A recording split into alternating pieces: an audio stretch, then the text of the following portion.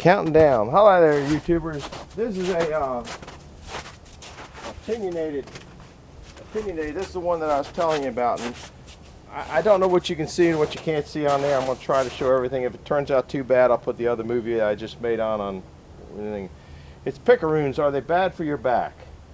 Now, I had to write everything down because I forget everything, and even after I do the movie, I might get into a situation where I forgot something.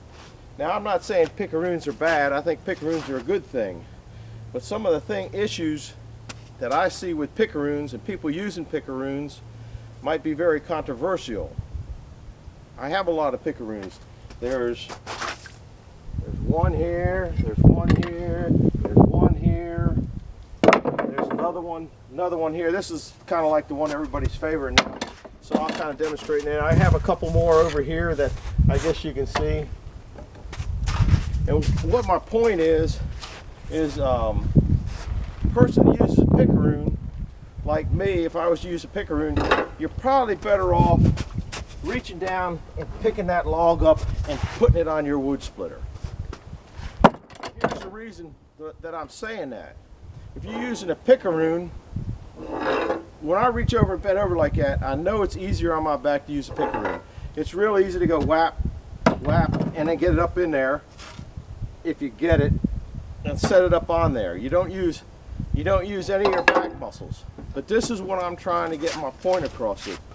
You probably should be using those back muscles. And that's where I think you're hurting yourself, because if you're not using those back muscles to start out with little things like this, when you get to one that's like this, these big ones here, and you can't pick them up, or one's maybe in between this size and that side, because at this point you're going to be using a log after I use the bucket or the tractor. But I don't know what I'm trying to say. When Arnold Schwarzenegger started lifting weights, I'm sure he didn't start with big ones like this. He worked his way up from little ones like this. So every time you use a Pickaroon, you're not exercising the muscles in your back that you need to exercise. So when you get one that's bigger than this and you know you can't use that Pickaroon, you're going to go over and you're going to pick it up with your two hands. Why? Well, you're more evenly balanced. You don't have it on this side or this side. A Pickaroon, think about it. You're picking it up with one hand. You know, you're going down and you're stabbing that log, or you're trying to stab that log. You're stabbing that log and then you're picking it up. That's forcing all your weight to one side. Now, if you use your left hand on one, your right hand on the other, you'd probably be all right. Don't know. This is all my goofy theory. So I think it's important that if you're using a Pickaroon, which I use it when I have the bucket here and I slide the logs or rounds or cuts or whatever you want to call them over onto the splitter. Okay? I'm not trying to pick anything up. Another thing, when you're using a Pickaroon, you're extended out further. Okay? When you're extended out further, that makes it doesn't make it heavier. It makes, I guess, the advantage of it. Maybe it comes at her. It's getting windy down here. I don't think you're going to be able to hear this, but I'll keep going. So basically what I'm saying is you're not exercising your back on the little ones, and then you get a bigger one that you cannot pick up. You're going for it, and your back is saying, we ain't doing this. We're going to hurt you if you do that, and you get a back hurt. Another thing that people, you're using more energy, okay?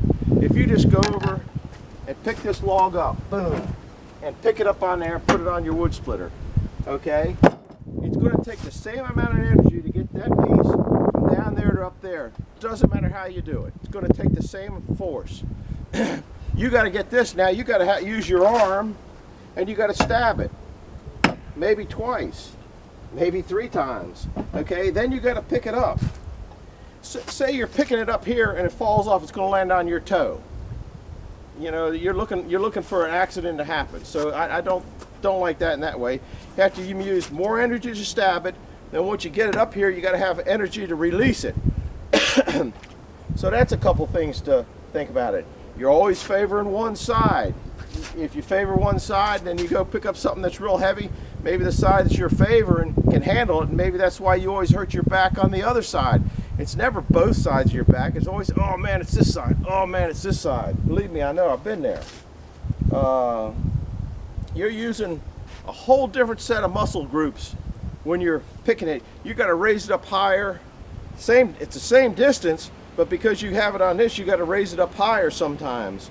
So you'll see your arm up here, so you can get the mini backhoe effect of your arm. You know, you got this joint and all this kind of stuff. I don't know the real terminologies on all that stuff. Okay, you probably also need, when you're picking them up, need to use your legs a little bit more, where with a pickaroon you're probably not using your legs. Once again, it goes back to exercising the muscles in your back. And that's what you need to do, is exercise the muscles in your back. Another problem why it does make it easier to pick up with a pickaroon. I'm not questioning that. When you have a little one, it's easier to pick up with a pickaroon. The reason probably half of you guys out there splitting wood, like me, have a big gut, and when you go down, it shoves your gut and your lungs up into your chest, and that makes more pressure. Now you got to use, you know, even to compress that, you have to use more muscles. So, you know, maybe bend it over. You need to exercise those muscles in the front that are actually kegs. Same amount of energy. Got the twisting. Now, if you do all this twisting with an extended load, you're asking for a back issue. You are asking for the extended load, stabbing the log and releasing the log. It's going to take more energy.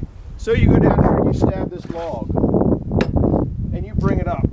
Okay, then you pick it up here. About this time it releases and drops on your toe. I mean, you're going to have them fall on your toe using a pickaroon.